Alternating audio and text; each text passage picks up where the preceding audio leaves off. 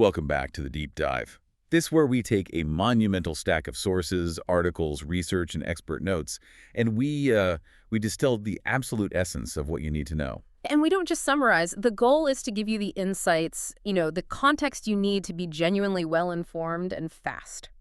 Today, we're focusing on a part of the world that I think almost always gets lumped in with its mega-famous neighbor. That's right. We are moving beyond the glittering skyline of Dubai and venturing just about an hour down the coast. When you say UAE, the image that just pops into your head is, well, it's skyscrapers, luxury shopping, those massive man-made islands. Of course. But we are setting our sights on a place that positions itself as, I guess, the intentional opposite of that sensory overload.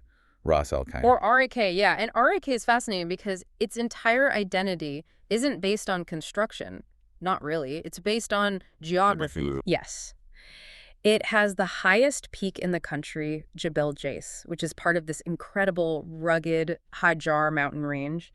It has vast terracotta deserts and, coastlines that feel a lot less manicured. So it's aggressively marketing itself as the adventure emirate. It is, and pretty successfully, too. It's supposed to be the wilder, more natural sibling to Dubai. And that, right there, that is the core mission of this deep dive.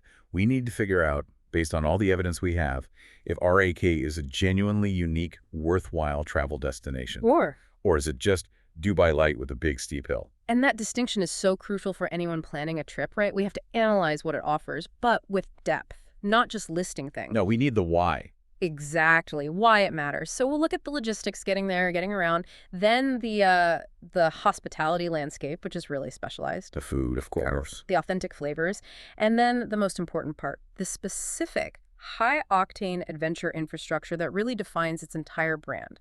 Okay, let's unpack this. We'll start with the nuts and bolts, logistics, and crucially, the timing of a trip to RK. Then we could pivot to accommodation, food, and then, dive headfirst into the adventure stuff. So let's start with the absolute basics. How does a traveler, from anywhere in the world actually get their boots on the ground in Ras Al Khaimah? Right. Because for the vast majority of people, the gateway to the UAE is still Dubai International, DXB. It's just a massive hub. It's a behemoth. So you have two main routes, and they both have pretty significant pros and cons. Route 1 is flying directly into Ras Al Khaimah's own airport, RKT. The pros there must be convenience. Absolutely. Efficiency. It's a smaller airport, so customs, baggage claim, it's all much faster. You're basically on your vacation almost the moment you land. But I'm guessing the drawback is the number of flights. That's the big one. Limited flight options. Unless you're flying from, say, a specific secondary market in Europe or using a seasonal charter, RKT just can't compete with the sheer volume of routes that DXB offers. So that brings us to Route 2, the one most people take. The one an estimated 80% of RAK's international visitors take, flying into DXB. Which gives you all the flexibility in the world for flights. From literally anywhere. But, and it's a big but, you have to factor in that final leg of the journey. Once you land and get through immigration in Dubai, you're looking at a drive. How long are we talking? It's about a 60 to 90-minute drive, depending on traffic, to get to most of the resorts in RAK. And that drive, that brings up our next critical point, which all our sources seem to agree on.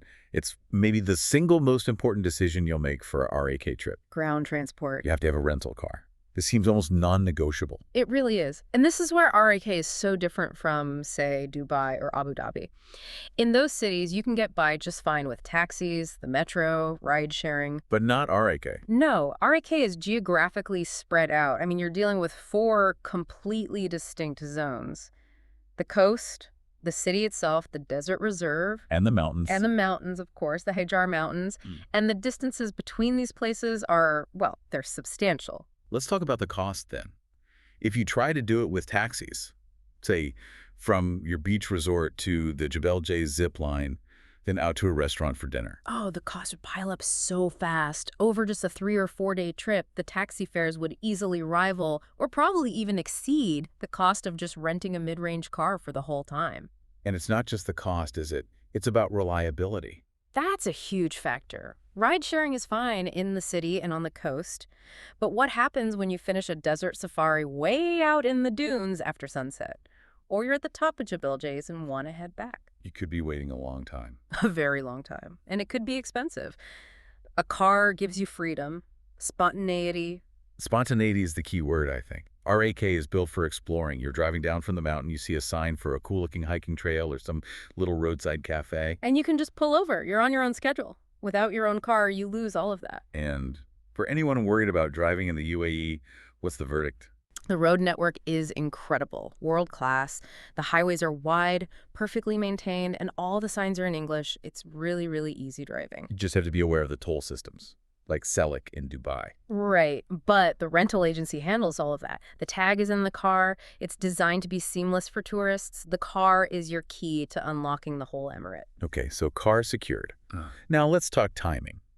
If RAK is selling its unique geography, when is the best time to actually, use it? The peak season is roughly October through April, and this is less of a suggestion and more of a necessity. A necessity. Absolutely. If you're going to invest the money and time to go, you have to aim for those ideal conditions. We're talking winter and spring, maybe February, March. What's the weather like then? It's perfect. Sunny, warm, maybe 22 to 28 degrees Celsius, so that's 72 to 82 Fahrenheit.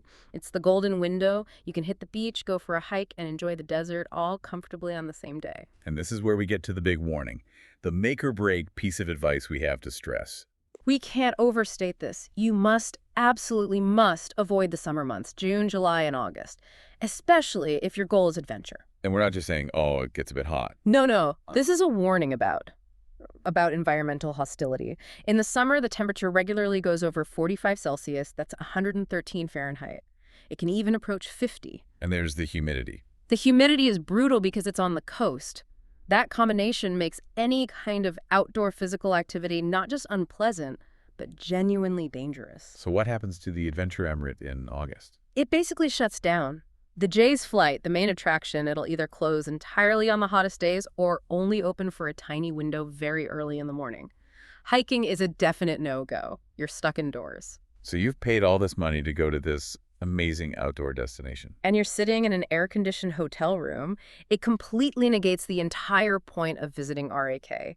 You're paying for mountain views you can only see through a heat haze, for a zip line you can't ride. So the takeaway's clear. Unequivocal. That October to April window is everything. Fly in, rent a car, and lock in those winter or spring dates. It's the only way to guarantee you get to experience the adventure infrastructure you came for. Okay, we've got the logistics sorted. Now let's talk about where you stay. RAK's whole strategy seems to hinge heavily on the quality and the diversity of its hotels. It really does. The sources are very clear on this. RAK excels at resort accommodation. It offers you a choice, really, between two very distinct luxury environments that tap right into its geography. It's not just a hotel, it's a destination resort. Exactly. The location is central to the whole experience. It's this choice between, say, grand coastal luxury and this serene, quiet desert seclusion. Let's start with the coast then, the grandeur. The prime example that comes up again and again is the Waldorf Astoria. The Waldorf is palatial. I mean, it's built to look like an Arabian palace, and it absolutely delivers on that wow factor the second you arrive. The photos look stunning. The architecture is it's designed to impress. The scale, the mosaics, the public spaces. But beyond the looks, it's the service. It's that impeccable, personalized 5-star service combined with a huge private beach. So that's for the traveler who wants that quintessential grand UAE beach holiday. Totally, where the atmosphere and the amenities are just dialed in perfectly. But then for the traveler who finds that maybe a little too conventional, RAK offers the complete opposite. the total opposite, the immersion of the desert. And that's where you have the Ritz-Carlton Al Wadi Desert. And this is a completely different world. You're moving from spectacle to silence. It's built inside a massive 500-hectare nature reserve. So your room isn't in some big hotel tower. It's a private villa. A private sort of tented-style villa, each with its own temperature-controlled plunge pool. The design takes cues from traditional Bedouin tents, but, with every modern luxury inside. And the thing that really sets it apart, the detail everyone mentions, is the wildlife. That's the real magic, isn't it? The sources just rave about this experience of waking up in the morning, looking out your window, and seeing Arabian oryx. These beautiful white antelope. Exactly. And sand gazelles just wandering past your patio. The reserve is all about conservation, so you are literally living inside their habitat. It creates that feeling of being a million miles from anywhere. Total seclusion. And the resort leans into it. They offer things like falconry displays, archery, guided nature walks, all right there on the property. It's not just a place to sleep, it's an ecological experience. So you have the Grand Coast and the Silent Desert. What's the third major option? The third piece of the puzzle is Margin Island. This is the man-made archipelago that RAK built specifically for the family market and the high-value, mid-range traveler. So this is where you find the more energetic, buzzing resorts. Yes, places like the Doubletree by Hilton, they are just engineered for family fun. We're talking huge pools, dedicated kids clubs, multiple restaurants all on site. It's all about convenience. And the value proposition here is the all-inclusive package, right? Heavily, yes. Margin Island is where RAK has really pushed the all-inclusive model. You get a high-quality, modern, well-reviewed resort, and then you simplify the whole financial side of the trip. Which for families is a game changer. It's huge. Knowing that all the snacks, drinks, meals are covered lets parents actually relax instead of, budgeting every single ice cream cone. The vibe is just totally different from the quiet Al-Wadi or the Grand Waldorf. It's about communal fun. But this brings us back to something we touched on, the budget question. Our sources say RAK is not a backpacker hub, and that the real magic is tied to these resorts. Right. But should we be challenging that? What if someone wants to stay in a cheap city hotel and just use a rental car to get to the free hiking trails? Can't you do RAK on a shoestring? I see the point, but the evidence really suggests that trying to do that, it diminishes the experience too much. While, yes, cheaper city hotels do exist, the core infrastructure, the things that make RAK special. The nature reserve access. Yes. The access to the reserve, the immediate proximity to the best beaches, the ability to just quickly go from the desert to the coast. That's all part of the destination resort package. You're paying for location. You're paying for location and convenience. If you stay far away, you're just spending all your precious vacation time driving back and forth. The whole unique blend of relaxation and adventure works best when you are staying in it. And the big ticket items, like the zip line or a good safari, they cost the same no matter where you sleep. Exactly. The cost of the main attractions is fixed. So the verdict on accommodation is that, yes, RAK has brilliantly catered to three very different types of travelers, but to get the real magic, you do need to buy into the resort experience.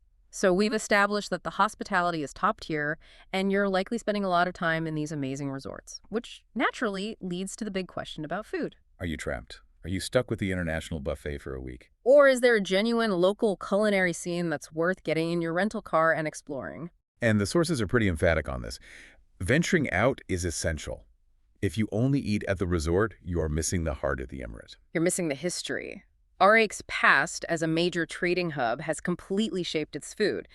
It was this maritime gateway for goods coming from Persia, India, the Levant. So the cuisine is all about aromatic spices, rice, and of course, seafood. And a really sophisticated use of those spices. We're talking cardamom, saffron, turmeric, and especially dried limes, which are called lumi. They're not just background notes, they're the building blocks of the flavor.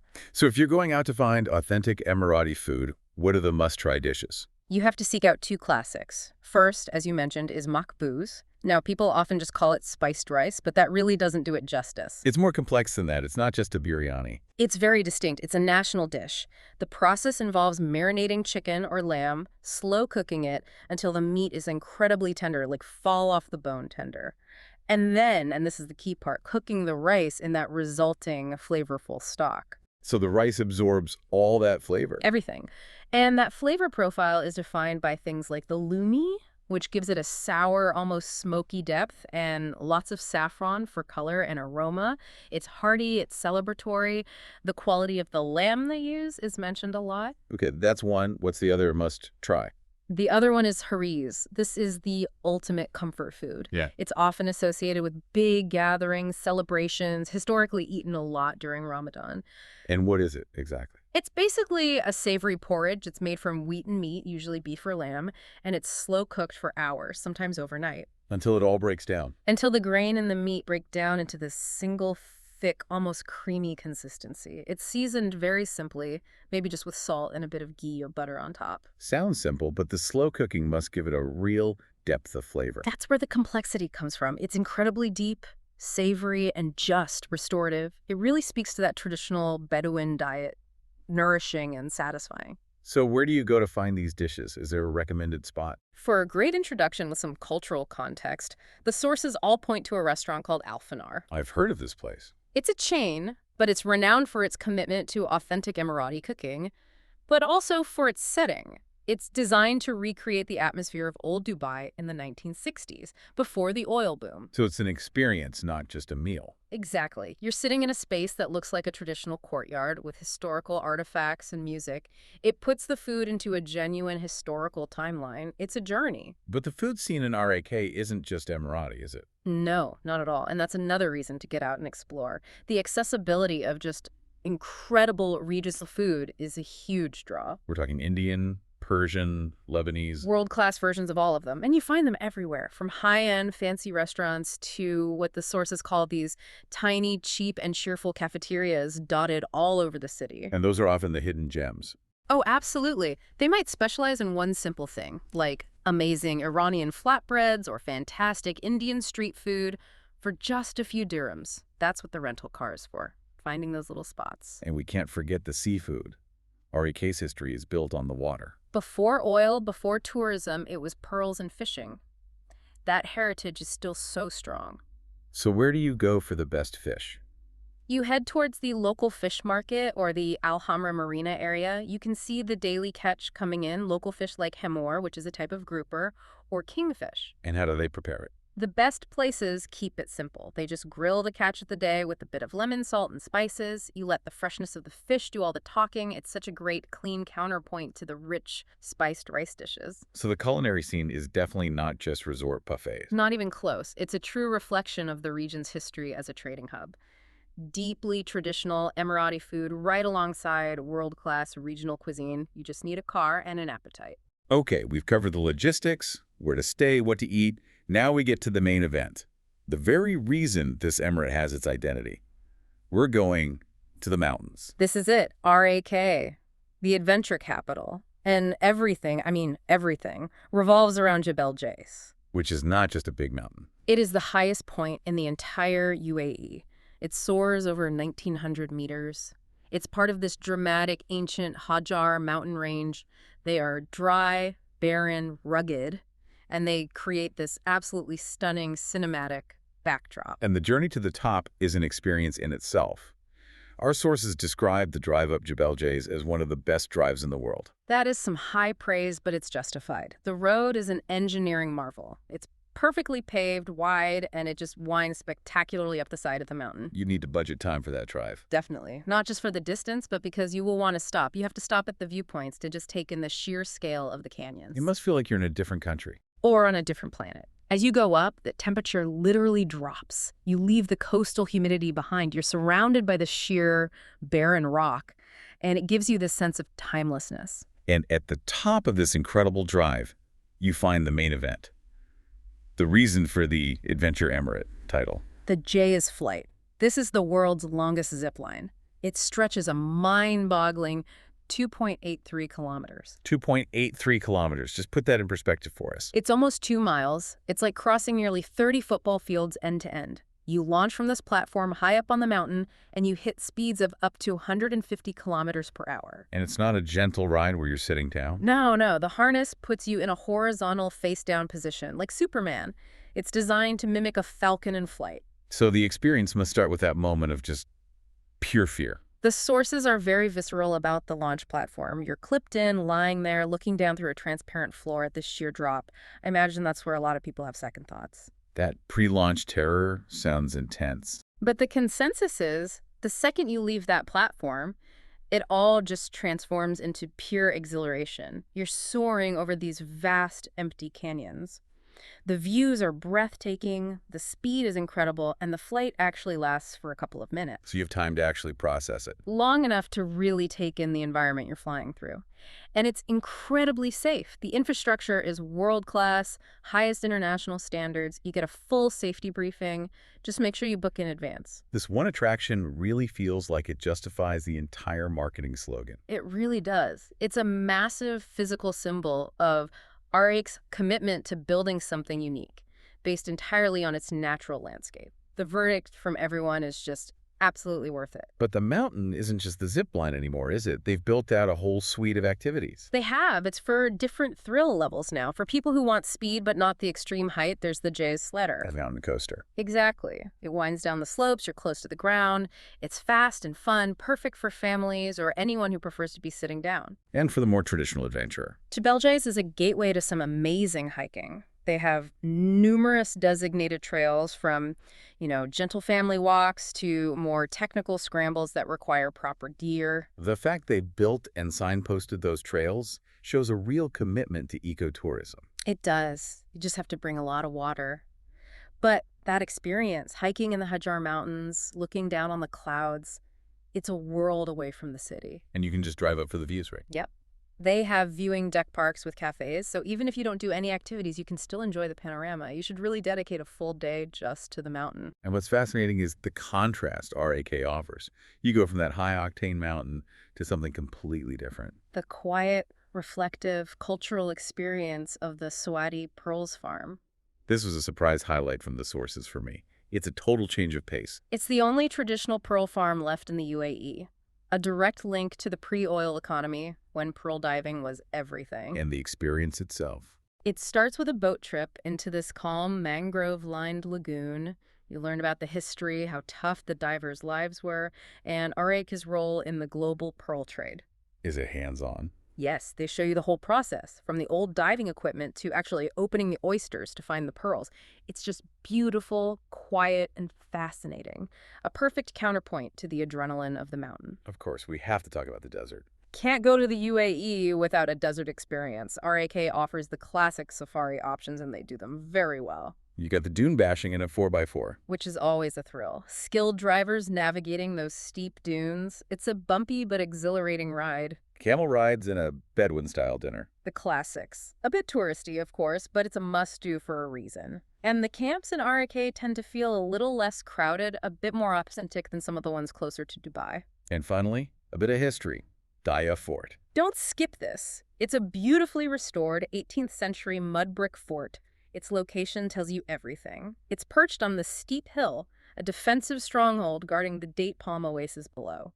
A real reminder of the region before all the modern development. It is, and the climb up the steps is a bit of a workout for sure, but the reward is an incredible 360-degree view. You see the green oasis, the arid mountains, and the sea.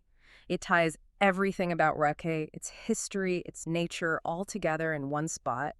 So we've painted a pretty detailed and, I think, compelling picture of RAK as this unique destination. But now we need to offer some critical advice. Because RAK is not for everyone. Exactly. And knowing who should maybe skip RAK is just as important as knowing who it's perfect for. It's about managing expectations. First on that list, and we've hinted at this, but let's be direct, I would advise skipping RAK if you are on a true shoestring budget. If you're counting every penny, RAK is designed to frustrate you. Its core value proposition, the accessible luxury, the high-quality adventure stuff, it all comes at a premium price. The Jais flight isn't cheap. A good desert safari costs money.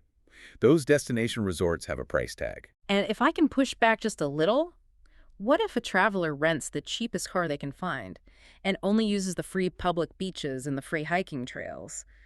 Aren't they still getting the adventure emirate? I think they're getting the geography, but they're missing the infrastructure. They're missing the curated experiences that RAK has invested millions in to create a destination. Right. You miss the safety and thrill of the world's longest zip line, the convenience of a guided tour, the comfort of staying next to the action. You'd be constantly fighting against the grain of how the place is designed to be experienced. So the verdict stands. RAK rewards a mid to high-end budget. It's not a backpacker spot. Okay, second critical piece of advice. Skip RAK if you're looking for a wild, bustling nightlife scene. This is so important. RAK is not Dubai. It is definitely not Ibiza. Not even close. The resorts have beautiful bars and lounges for a sunset cocktail for sure, but the focus is on a nice dinner, conversation, and generally a relaxed earlier night. Because you need to be up for an active day tomorrow. Exactly. The whole vibe is sophisticated calm, not high-energy clubbing. If you show up expecting bars open until 4 a.m., you're going to be severely disappointed. And finally, the biggest, most important warning of all. We have to say it one more time. Skip visiting in the summer. June, July, August. It is the ultimate trip killer. If you absolutely have to be in the UAE in summer, your trip needs to be about indoor attractions. Malls, indoor theme parks. And RAK just hasn't invested in that kind of infrastructure. Its appeal is the outdoors. The oppressive heat and humidity mean hiking is dangerous, and even sitting by the pool is a chore. The Jais flight becomes unreliable. The desert is unbearable. You'd be paying for the adventure emirate and then sitting in your air-conditioned room looking at it. It completely defeats the entire purpose of going. The difference between a trip in February and a trip in July is it's everything. #tag 7, synthesis and final verdict. Okay, we've broken it all down. Logistics, luxury, food, adrenaline. It's time to put it all back together. What is the actual tangible vibe of Ras Al Khaimah? I'd describe it as accessible adventure with a touch of unforced luxury. It just feels calmer, more grounded. It's much more connected to its natural environment than its neighbors. It feels less competitive. The focus isn't on building the biggest or tallest artificial thing. It's about using the natural gifts of the mountains and the sea. Yes, it feels less about being seen and more about what you, the visitor, can actually do. Which makes it perfect for a very specific type of traveler. It's ideal for active couples and families, people who want that 5-star UAE service and quality, but who get restless. The traveler who loves a beautiful resort but is bored after 2 days on a sun lounger. That's exactly it. RAK lets you live in this perfect state of transition.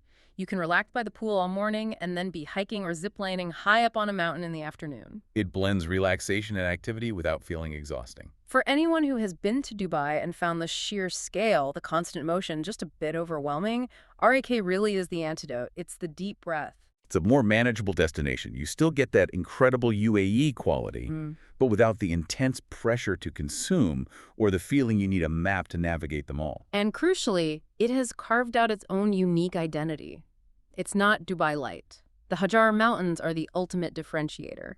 It's a destination defined by its verticality and its ruggedness. So the final verdict, the whole mission of this deep dive was to answer one question. Is Ras Al Khaimah a genuinely unique travel destination that lives up to its adventure emirate billing? Yes, absolutely, unequivocally, yes. It completely delivers on its promise. For the right person. For the right traveler, yes. The one looking for that blend of luxury and real-world adventure who plans their trip for the right season. For that person, Ras Al Khaimah is 100% worth the journey. It's a standout destination. I couldn't agree more. They've used their natural assets brilliantly and combined them with that high standard of UAE tourism and this authentic sense of adventure. It's a destination that should be on every active traveler's list. #8, outro. And that wraps up our deep dive into the logistics, the luxury, the food, and the thrill of the adventure emirate, Ras Al Khaimah. We hope this analysis gives you exactly what you need to decide if this is your next great escape. Just remember that sweet spot, October through April. And please, rent the car. You'll want it to experience everything those mountains have to offer. Next time on the deep dive, we're swapping these arid peaks and terracotta deserts for a completely different but just as rugged landscape. We are heading way up north to the UK. We're going to ask the crucial question for anyone seeking scenic beauty and ancient history. Is a road trip through the Scottish Highlands really worth it? We'll be talking about the scale of the lochs, the history of the castles, the reality of that ever-changing weather. And yes, I think we'll have to sample just a little bit of whiskey along the way. Join us then for the next deep dive.